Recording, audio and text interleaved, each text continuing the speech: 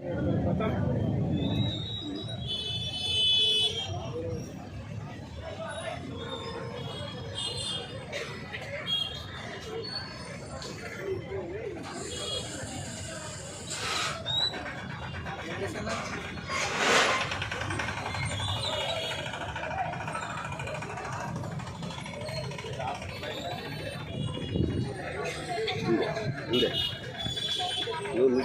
ఆడు నిలబడ్డాను అడుగు ఏందమ్మా ఎట్లా ఎట్లా జరిగిందని అనుమానం అనుకున్నా నీకు తదుపరి తీసుకుంటా నువ్వు పట్టుకో అట్లనే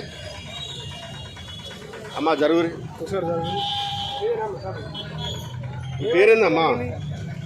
ఏమో సార్, నా పేరు సుజాత. నిన్ననే సరుకులన్నీ తెచ్చుకొని అలా పెట్టుకొని సాయంత్రం వర్షం వస్తుంది కదా అని అన్నీ చదువుకొని తాళాలు మంచిగా వేసిపోయాను. పోయి ఇంకా దీన్ని పండుకున్న కూడా పండుకోలే. ఫోన్లు వచ్చినాయి, వచ్చే వరకు అనేకమైన మంటలు.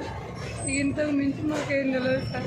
అమ్మ మీరు ఎన్ని గంటలకు బంద్ పెట్టిపోయారు? 10 గంటలకు బంద్ చేసాం. 10 గంటలకు బంద్ పెట్టారు.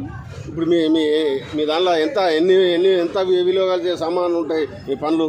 నిన్న రేపు పండుగ అవుతుందని నిన్ననే ప్రజెంట్ 1,80,000 సరుకు తెచ్చుకున్నాం సార్. ఎంత కాదన్నా 4-5 లక్షల మాల నష్టం. అంతా ఫర్నిచర్ అది ఎట్లా అండి? మరి ఏమైనా కరెంట్ షార్ట్ ఉంటాయి ఏంటి మీకు ఏమైనా తెలిసిందా? ఏం తెలియదు సార్. కరెంటు షాక్ అయితే మరి పూలలకు కూడా ఒకటే మీటర్, మా అందరికి ఒకటే మీటరు. అక్కడ దాకా పోవాలి కదా పూల దాకా. ఇక్కడనే ఈ మంటలేంది ఇదంతా కారణం. మేమేంటి పాపం చేస్తాను సార్.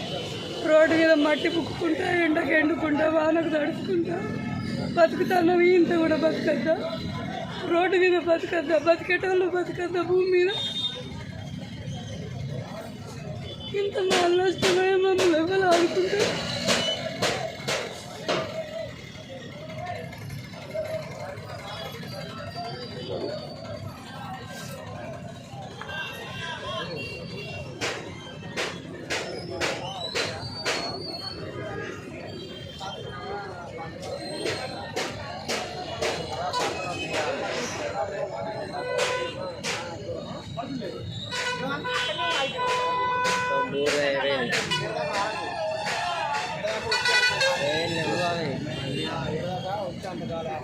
దూరంగా అయిపోయింది.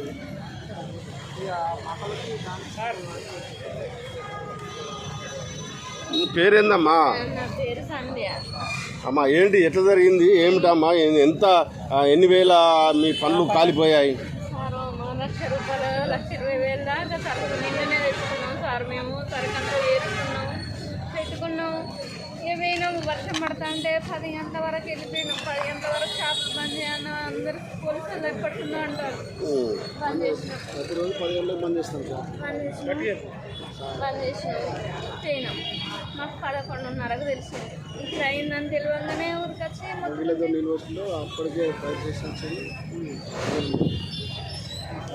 ఏంటి ఇప్పుడు ఎట్లా అంటే ఏంటి ఇప్పుడు అమ్మా? మరి ఇప్పుడు ఏమన్నా ఇది కరెంటు షాక్ ద్వారా అంటారా లేకుంటే కావాలని కాలబెట్టిరా?